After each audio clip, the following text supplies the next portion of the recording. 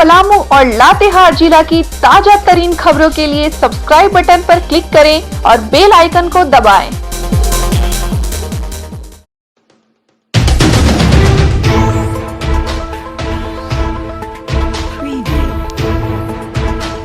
नमस्कार, मैं सुनील कुमार।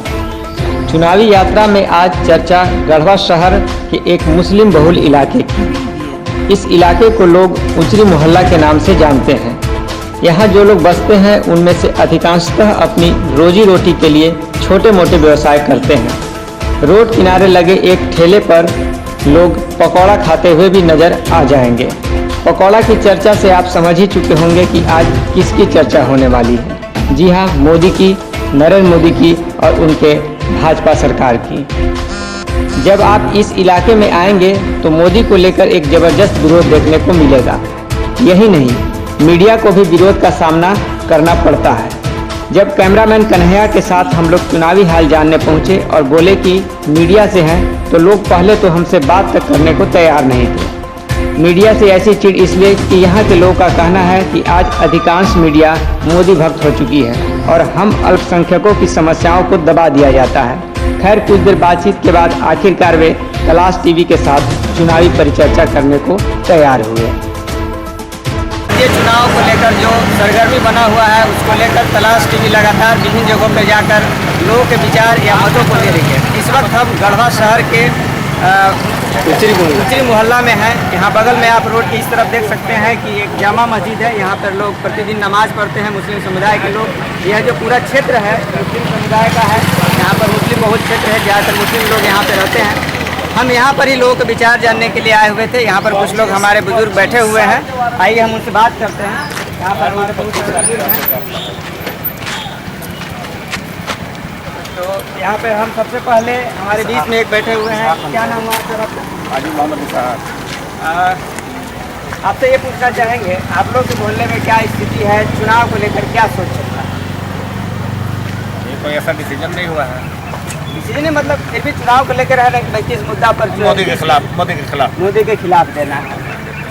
अच्छा, मोदी के खिलाफ देना है तो क्यों मोदी के खिलाफ देना है? इसलिए कि मोदी से बड़ा झूठा आदमी है। पूरे दुनिया में कोई प्रधानमंत्री ऐसा नहीं बना है जो मोदी के जैसा झूठ। आपके मुँह से सुनना चाहेंगे क्या क्या झूठ बोले हो? और झूठ बोले सारा चीज़ जितना जनता से वादा किया खिलाफ किया। जैसे बेरोजगारी पर, बेरोजगारी से लेकर एकदम काला धन से लेकर सब चीज़ पर, रोजगार में किसी चीज़ में भी एक पॉइंट पर भी 2 करोड़ एक साल में रोजगार देने का वादा किया। संस्था जितने थे सबको सारा को ताश नाश करके बर्बाद करने पर तुला हुआ है। आपके क्षेत्र की क्या समस्या लगती है जो हल होना चाहिए? अगर आप जो सांसद चुनते हैं उससे क्या उम्मीद? बिजली सबसे बड़ी समस्या ही समस्या है। बिजली या बाईपास, सारा चीज़ है जो मोदी के साथ है। बेरोजगारी है, बिजली का समस्या है, बेरोजगारी का समस्या है। अच्छा, आप जैसे बोले कि मोदी के खिलाफ ही जाएगा वोट, मतलब ज़्यादा ये गोलबंदी हो रही है आप लोगों की तरफ। मोदी के खिलाफ जाएगा वोट, तो आखिर यहाँ गोलबंदी इधर कौन लगता है कि जो आप लोग को मोदी के खिलाफ जीता है, जिनको आप जिताना चाहते हैं? महागठबंधन का उम्मीदवार यानी घोरन राम के पक्ष में आप लोग जाने का विचार बना रहे हैं। आप क्या नाम हो चुका? क्या लगता है इस वक्त आपको आपके क्षेत्र का जो समस्या है वो घोरन राम दूर कर पाएंगे पूरी तरह से? वो पहले भी सांसद रह चुके हैं। ऐसा तो नहीं कर सकते, लेकिन उम्मीद की जा सकती है। उम्मीद कर रहे हैं उनसे उम्मीद करने के लिए। अच्छा, एक नारा बहुत चला मोदी का लेकर के, मैं भी चौकीदार, उस पर क्या कहना चाहेंगे? चौकीदार चोर क्या बोलना चाहेंगे? चौकीदार चोर है। अच्छा, वही बात बोलना चाहेंगे, चौकीदार चोर है। मतलब वो कहेंगे मैं भी चौकीदार, तो चौकीदार चोर है वाली बात चल रही है। आपका क्या नाम हुआ? क्या जी नाम हुआ? अच्छा, आप ये बताइए, पिछले 5 साल बीडी राम जो रहे यहाँ पर सांसद रहे, आपके एरिया में कितनी बार आए यहाँ पर? एक बार भी नहीं आए। नहीं, कोई समस्या नहीं है, समाधान नहीं हुआ है और बिजली से इतना परेशान है। सबसे ज्यादा बिजली से परेशानी है। और बहुत इसके अलावा पानी वगैरह की व्यवस्था? बेरोजगारी बहुत बड़ी है। अच्छा, बेरोजगारी के बारे में क्या कहना चाहेंगे? वही कह रहा है कि मोदी की सरकार में 3 चीज़ मुद्दा था। तीनों मुद्दा, भ्रष्टाचार बहुत ज़्यादा बढ़ा, महंगाई बहुत बढ़ी और बेरोजगार। ये तीनों पर किसी का बहस नहीं हो रहा है। बहुत दुख की बात है। अच्छा, आप भी कुछ बोलना चाहेंगे?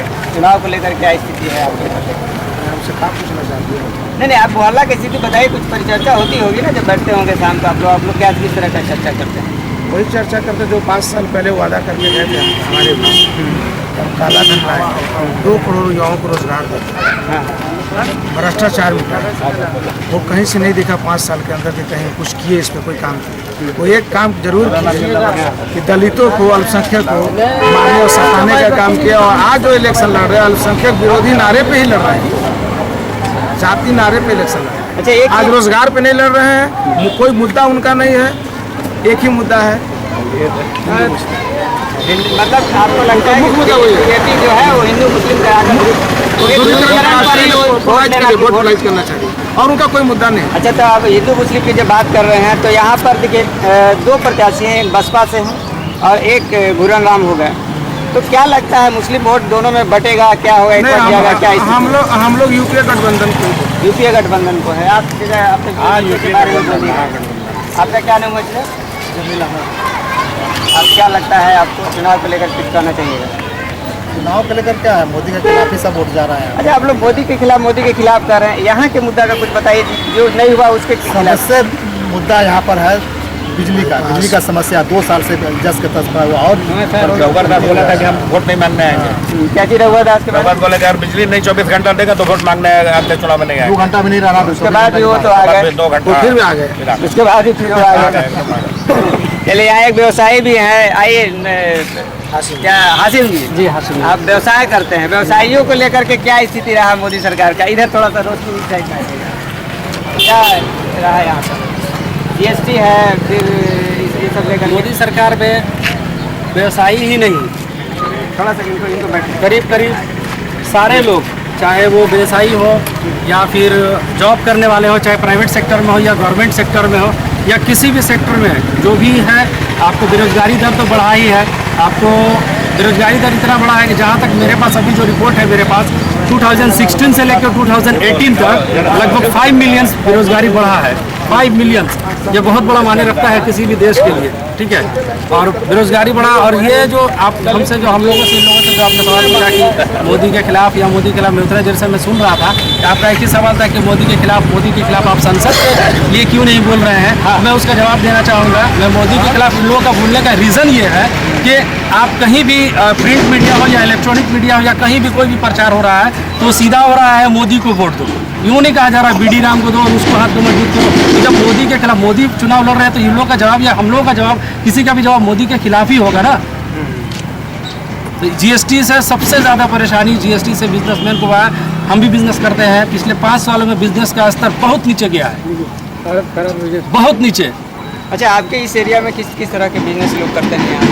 बहुत तरह के, सब अलग अलग तरह के, कुछ बिजनेसमैन हैं, कुछ प्राइवेट जॉब में, कुछ गवर्नमेंट जॉब में, सारे मिले जुले हैं। ऐसा नहीं है सारे लोग हैं, लेकिन सारे लोग परेशान हैं।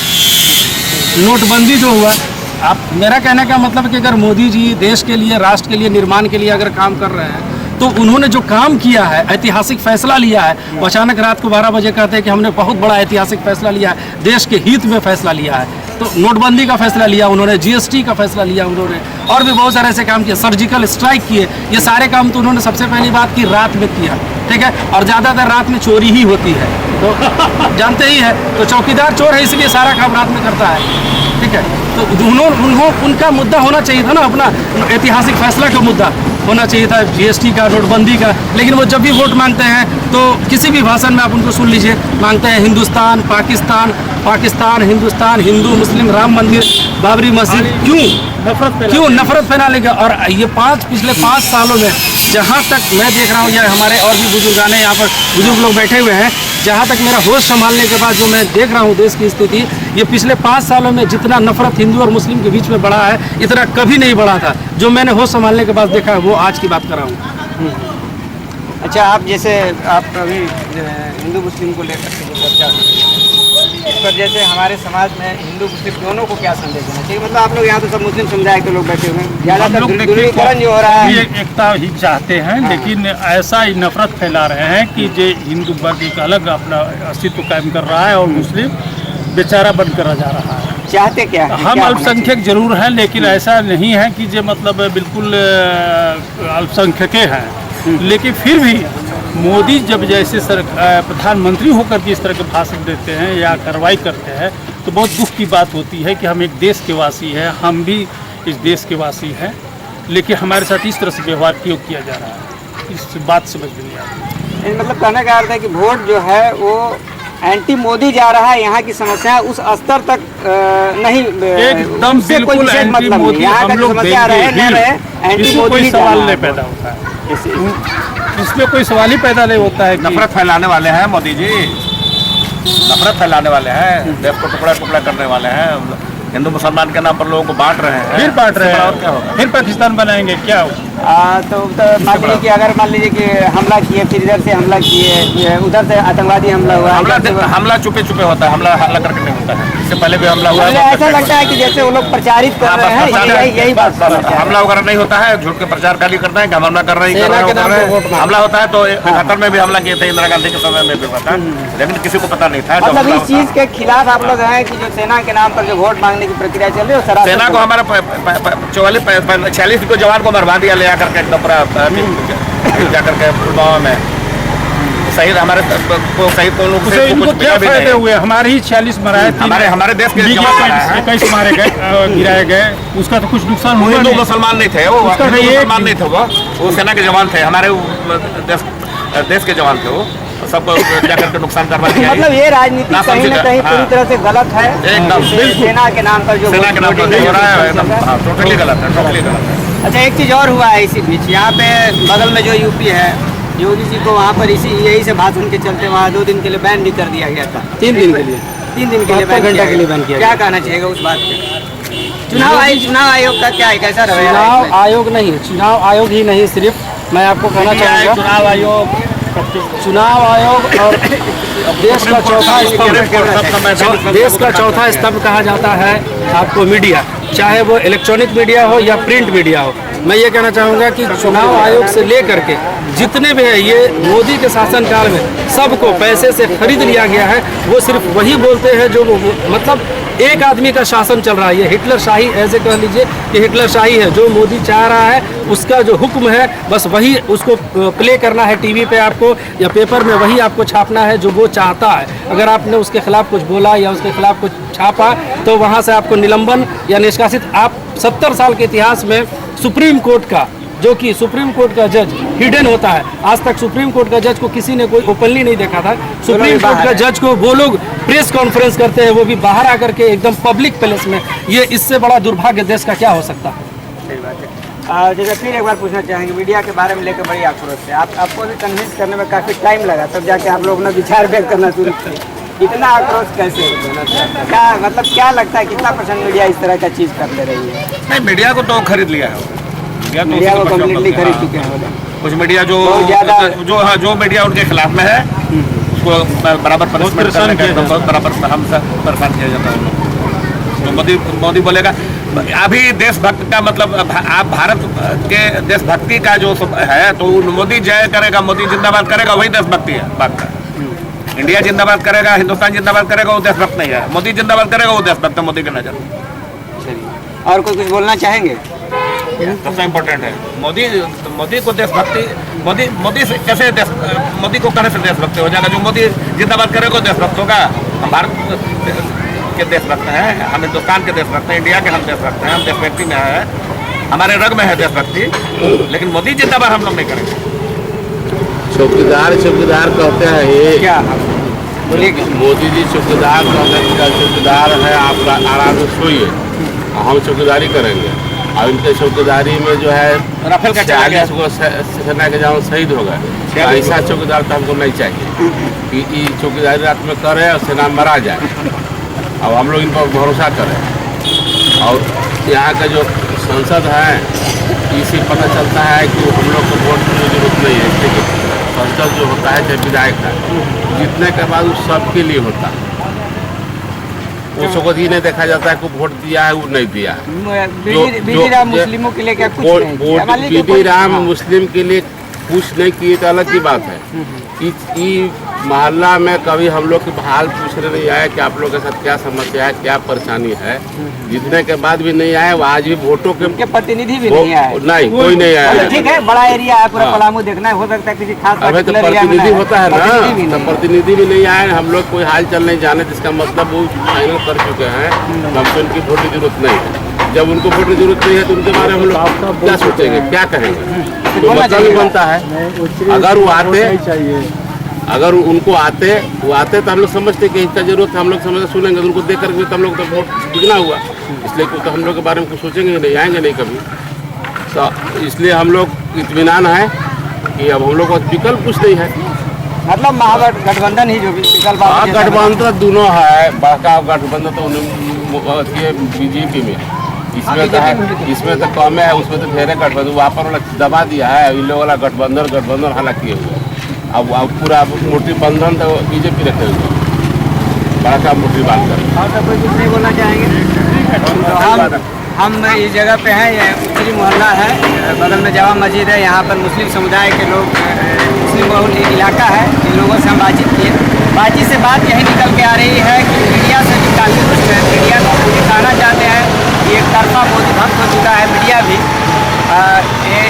मतलब मैक्सिमम मीडिया के बारे में बात कर रहे हैं कि ये मोदी भक्त हो चुका है, लोग उसी का गुणगान करें, इस बात को लेकर काफ़ी रुष्ट है। साथ ही साथ लोगों का ये भी कहना है कि राष्ट्रवाद जो है, राष्ट्रवाद के नाम पर झूठा प्रचार कर रही है मोदी, जिसके नाम पर वोट मांग रही है। इसलिए ये कम से कम अपने एरिया में तो बिल्कुल ही मोदी समर्थक जो भी है, यानी कि बीजेपी, उनको वोट देने के पक्ष में नहीं है, और एक घूरन राम के पक्ष में ज़्यादातर यहाँ के लोग बोल रहे हैं। बाकी इनके मन में अंदर क्या है ये तो हम भी नहीं जानते हैं, लेकिन खुलकर जो सामने बात आ रही है वो है कि घूरन राम के पक्ष में लोग जा रहे हैं, यानी महागठबंधन के जो प्रत्याशी हैं उनके पक्ष में जा रहे हैं। कैमरामैन कन्हैया के साथ मैं सुनील कुमार तलाश। गढ़वा, पलामू और लातेहार जिला की ताजा तरीन खबरों के लिए सब्सक्राइब बटन पर क्लिक करें और बेल आइकन को दबाएं।